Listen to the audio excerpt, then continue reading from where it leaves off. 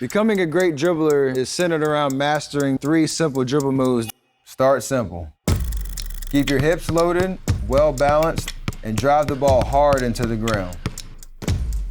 On the crossover, note how little my nose is moving, and you always want to keep your eyes up. On the between the legs, there's minimal shoulder turn.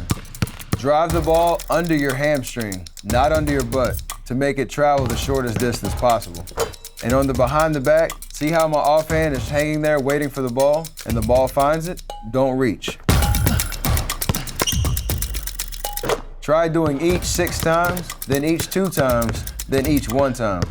It doesn't matter where you are, what kind of surface you're on, whether you have a basketball hoop or not, you can always work on your dribbling.